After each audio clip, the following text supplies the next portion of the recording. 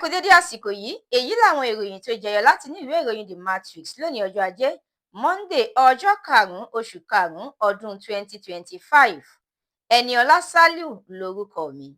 Ọ̀rọ̀ kan tí ààrẹ ilé ìfowópamọ́ ìdàgbàsókè ilẹ̀ adúláwọ̀ African Development Bank AFDB ìyẹn Akínwùmí Adésínà sọ pé ìgbé ayé àwọn ọmọ Nàìjíríà burú jù lásìkò yìí ju tọdún 1960 ti dá wàhálà sílẹ̀ o. Ilé-iṣẹ́ ààrẹ ní kò sí òǹwòye kankan tó lè sọ wípé ìdàgbàsókè àti ìtẹ̀síwájú ò dé bá orílẹ̀-èdè yìí. Bákan náà ló fìdí ẹ̀ múlẹ̀ pé ojú ìwòye tí Adésínà fi ṣòdiwọ̀n ìdàgbàsókè orílẹ̀-èdè yìí kọ́ ló yẹ. Àkàìmọye ọ̀rọ̀ lóríṣiríṣi ló ti ń wáyé lórí ìgbésẹ̀ ìdáríjì, ìmúpadàbọ̀sípò àti àtúnṣe sí ayé àwọn ọmọ ikọ̀ Boko Haram tó ronúpìwàdà káwọn náà lè di ọmọ Nàìjíríà rere. Èèkàn nílùú ti fìdí ẹ̀ múlẹ̀ pé ẹnikẹ́ni tó bá jẹ̀bi ẹ̀sùn ìpànìyàn, ìdìtẹ̀mọ́jọba tàbí ìfipábánilòpọ̀ gbọ́dọ̀ fojú winá òfin. Nínú akitiyan ìjọba àpapọ̀ láti yanjú gbèsè tírílíọ̀nù 4 ìyẹn 4 tírílíọ̀nù náírà tó ti wọ ẹ̀ka iná ọba lórílẹ̀-èdè lọ́rùn, mínísítà fún ọ̀rọ̀ iná ọba Adébáyọ̀ Adélábù ti fìdí ẹ̀ múlẹ̀ pé ìjọba àpapọ̀ ti ń san owó náà díẹ̀díẹ̀. Aṣáájú ilé ìgbìmọ̀ aṣòfin àgbà sẹ́nitọ́ Ọpẹ́yẹmí Bámidélé ti ṣe lálàyé pé mínísítà fún ọ̀rọ̀ ètò ẹ̀kọ́ ìyẹn dókítà Olúbùnmi Túnjí-Òjó ti ń pèsè àwọn ohun èlò tó yẹ fún àwọn olóyè àjọ National Democratic Coalition NADECO tí wọ́n sá kúrò ní ilẹ̀ baba wọn lásìkò wàhálà ìṣèjọba olóògbé ọ̀gágun Sani Abacha. Ọ̀gá àgbà fún iléeṣẹ́ NNPCL tẹ́lẹ̀ ìyẹn Mílíkì Kyari ti ní kò sí òtítọ́ kankan nínú ìròyìn tó ń jà ròhìnròhìn nílẹ̀ pé òun wà ní àkóló àjọ EFCC. Àjọ elétò ìdìbò lórílẹ̀-èdè yìí INEC ti ní ìròyìn tó ń lọ kiri pé ìforúkọsílẹ̀ fún àwọn olùdìbò yóò bẹ̀rẹ̀ lọ́jọ́ 27 oṣù karùn-ún ìyẹn May 27 ọdún yìí. Ó ní irọ́ pátápátá tó jìnnà sóòótọ́ ọ̀rọ̀ ni. Àjọ Federal Competition and Consumer Protection Commission FCCPC ti ní ìdúkokò ilé-iṣẹ́ Meta pé òun yóò fi orílẹ̀-èdè Nàìjíríà sílẹ̀ kó tu òun lára òun àfi kí iléeṣẹ́ náà bọ̀wọ̀ fún òfin àti ìlànà àjọ ọ̀hún.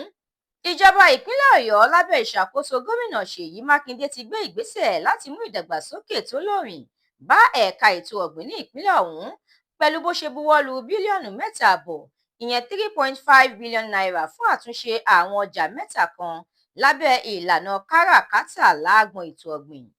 Ìròyìn amúlùúdùn.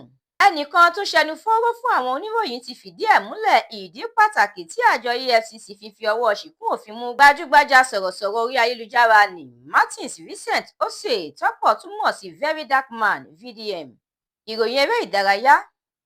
Ẹgbẹ́ agbábọ́ọ̀lù Chelsea gbé ewúro sójú Liverpool pẹ̀lú àmì ayò 3-1 nínú ìdíje EPL fún àǹfààní láti kópa nínú ìdíje UEFA Champions League ní sáà tó ń bọ̀. Ẹgbẹ́ agbábọ́ọ̀lù Man U tún fìdí rẹmi nínú ìdíje English Premier League lópin ọ̀sẹ̀. Ìròyìn ìwà ọ̀daràn. Àwọn ikọ̀ fìjìláńtè 11 níròyìn fìdí ẹ̀ múlẹ̀ pé wọ́n ṣalábàápàdé ikú òjijì nígbà táwọn kan ti di àwátì nínú ìjà àjàkú akátá tó wáyé pẹ̀lú àwọn agbébọn kan níjọba ìbílẹ̀ Tangaza ní ìpínlẹ̀ Sokoto lálẹ́ ọjọ́ Ẹtì tó kọjá.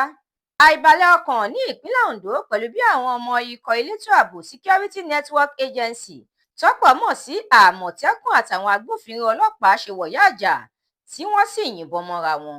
Ilé-iṣẹ́ ọlọ́pàá ẹ̀ka ti ìpínlẹ̀ Bauchi ti fi ọwọ́ ṣìkún òfin mú àwọn afurasí 4 kan tí wọ́n ń ṣe ayédèrú èròjà apakòkòrò inú oko. Ìròyìn ilẹ̀ òkèèrè.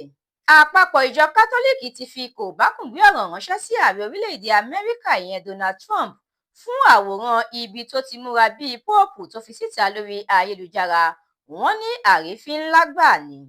Wọ́n ti rán olórí ìjọba tẹ́lẹ̀ lórílẹ̀-èdè Tunisia ìyẹn Ali Larayadi lẹ́wọ̀n ọdún 24 ìyẹn 34 years lórí ẹ̀sùn tó ní í ṣe pẹ̀lú ìwà ìgbésùmọ̀mí.